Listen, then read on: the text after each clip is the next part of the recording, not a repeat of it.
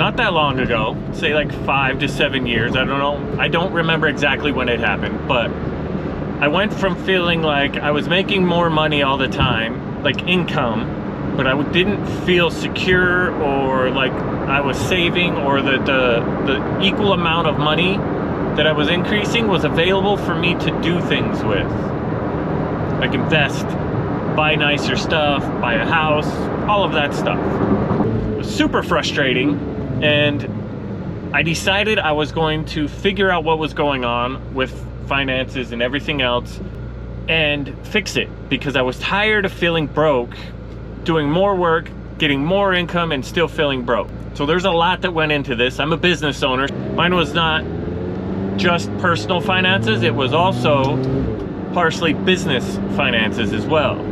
But I'm gonna stick to mostly the personal and then a little bit of the business on this, just because it can do both the same way. It's just with business, it's a lot more complicated, because I actually ended up cutting some of my income out as well, because it wasn't as profitable as it should have been to make it worth my time.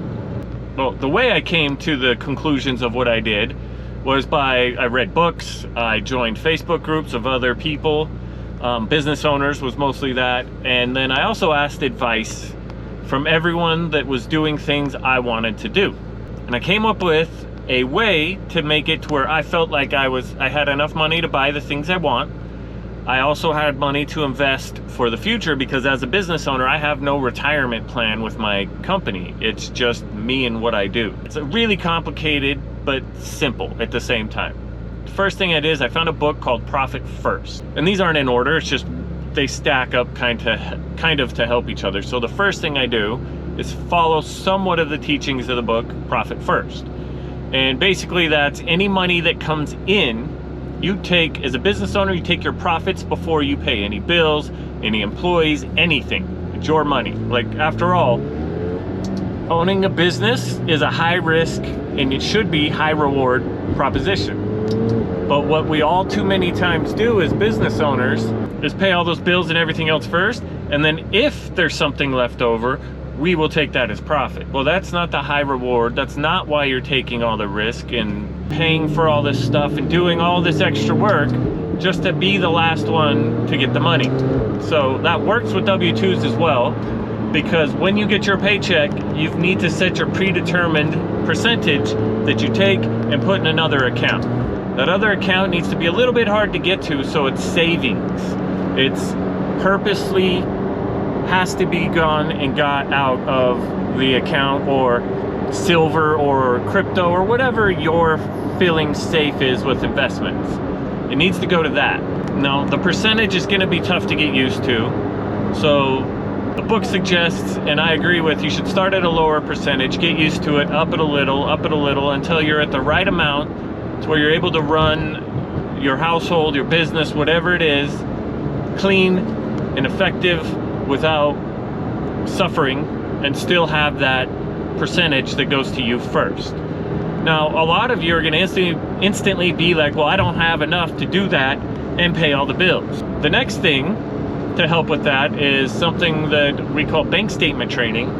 I learned this from my friend Todd Fleming. You have a red marker, means no longer like an unneeded expense. You have a blue marker and you have a green marker. The blue marker is it's a needed expense, but you could maybe get it for cheaper. The green marker, stuff like car, and it's just like your electricity bill and stuff like that. Sure, you could lower it, but it's a necessity that you have to pay to live a comfortable life. And then you just go through your bank statements, your credit card statements, anywhere that you spend money. And what's the only thing left that you're not marking? If it's a good expense, an expense you need to look at, see if you can renegotiate, or a bad expense, the only thing left not marked is income. And you're gonna notice there's not much of that, and there's a lot of the other colors. So the first thing you do, get rid of all the red. For me, that was easy. It was stuff like the subscription to the car wash, the subscription to the gym that I'm not using every day.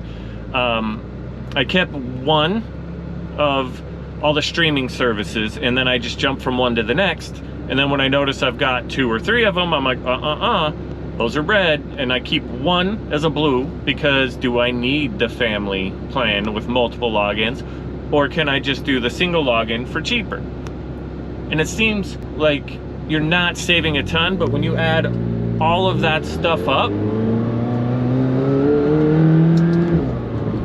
seems like you're not saving a bunch.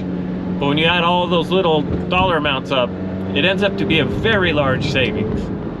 So that in turn makes that percentage you want to take for profit possible. And what you're at first, it's going to be uncomfortable because someone at work or one of your friends is going to talk about a show on a streaming platform that you don't currently have. It's okay, because you can switch to it later and watch it, so you'll get to see it. And then the last thing, that is the hardest one for me, by the way, is delayed gratification.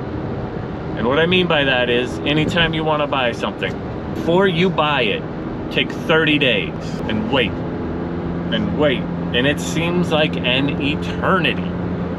But what I found, at the end of those 30 days, I don't always want the thing anymore. It was just a want and not something I actually needed or ended up helping me long term. So that's the basics of how I learned to save money and start investing for retirement and stuff like that. Now with the business, like I said, there was a lot more to it. I saved a lot more money per month.